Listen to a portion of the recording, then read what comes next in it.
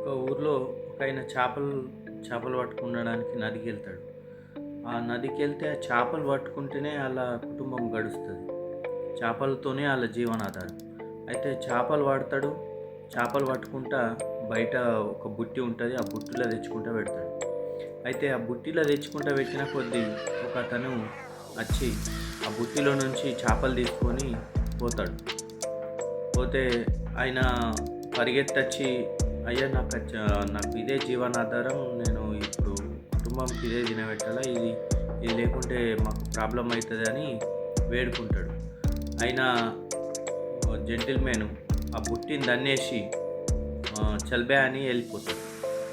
అయితే ఎళ్ళిపోతే ఈ చేపలు పట్టే వ్యక్తి ఏమనడు. పైకి చూసి మొక్కుతాడు. వదిలేస్తాడు. అంటే నిస్సహాయ స్థితిలో ఏం చేయగలుగుతాడు అని చెప్పి వదిలేస్తాడు. ఈ చేపలు తీసుకున్న వ్యక్తి ఇంటికెళ్తాడు. ఇంటికెళ్ళిన తర్వాత ఒక రోజు, 2 రోజుల తర్వాత ఆహ్, ఏదైతే బుట్టిలో పెట్టినప్పుడు కొంచెం ఏదో అయిందని అనుకుంటాడో, అది కొంచెం నొప్పేస్తది ఏలుకు. ఏలుకు నొప్పొచ్చిన వెంటనే డాక్టర్ దగ్గరికి పోయి "సార్ ఇట్లా కొంచెం ప్రాబ్లమ్ అయింది చూడరా" అంటే ఆయన చూసి గాయమైనంతట కొంచెం పట్టేసి మలం పెట్టి పంపించేస్తాడు. అయితే మరుసటి రోజు కొన్ని రోజుల తర్వాత ఇంకా కొంచెం నొప్పి ఎక్కువైతది. ఏమైందో అర్థం కాని పరిస్థితి ఏర్పడుతది ఆయనకు. అయితే ఆయనొచ్చి మళ్ళా డాక్టర్ దగ్గరికి పోయి "సార్ మరి నిన్న కొంచెం ట్రీట్మెంట్ చేసిర్రు కానీ ఇంకా నొప్పి తగ్గుతలేదు. కొంచెం చూడండి" అంటాడు. చూస్ ఆయన చూసి ఇంకా కొంచెం ఏదో ప్రాబ్లమ్ ఉన్నట్టున్నది ఆగు అని చెప్పి కొంచెం చీరి దానికి పట్టి కట్టి పంపిస్తాడు. మళ్ళీ ఒక 3, 4 రోజుల తర్వాత విపరీతమైన నొప్పొస్తది. భయంకరమైన నొప్పొస్తది. ఏం చేయాలనో అర్థం కాని పరిస్థితి. అయితే ఆయన డాక్టర్ దగ్గరికి పరిగెత్తుకుంటూ వచ్చి, "సార్ నిన్ననో మొన్ననో ఏసిర్రు మీరు కానీ ఇది సరైంది ట్రీట్మెంట్ చేస్తలేరు. కొంచెం మంచిగా చూడండి. అసలు ప్రాబ్లమ్ ఏమి ఈ చేతంతా నొప్పొస్తుంది. కొంచెం చూడండి" అంటే అప్పుడు ఆయన ఆహ్, ఏం చేయాలనో అర్థం గాక ఆహ్, టి మీకు ఏదో ఉన్నదని బ్లడ్ టెస్టులు చేత్తడు. బ్లడ్ టెస్టులు చేత్తే ఆ బ్లడ్‌ల ఇన్ఫెక్షన్ అయితది.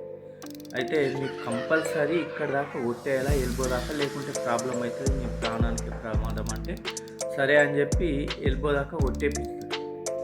కొట్టేపిచ్చిన తర్వాత మళ్ళా ఇంటికొయి ఒక 4 రోజులు, 5 రోజులు అయిన తర్వాత మళ్ళా విపరీతమైన నొప్పి. అసలు ఏం చేయాలనో పరిస్థితి అర్థం కాని పరిస్థితి. ఏం చేయాలా అని చెప్పి మళ్ళా పరిగెత్తుకుంటూ డాక్టర్ దగ్గరికొస్తే డాక్టరు ఏమంటాడంటే, "సార్ నేను చేసే ప్రయత్నం అయితే చేస్తున్నా. ఇప్పుడు ఇక్కడి దాకా కొట్టేసినా నీకు ప్రయోజనం లేక ఉన్నది. అసలు ఏం చేసినావు అంత పెద్ద పని. దాన్ని నువ్వు మంచిగా అర్థం చేసుకో.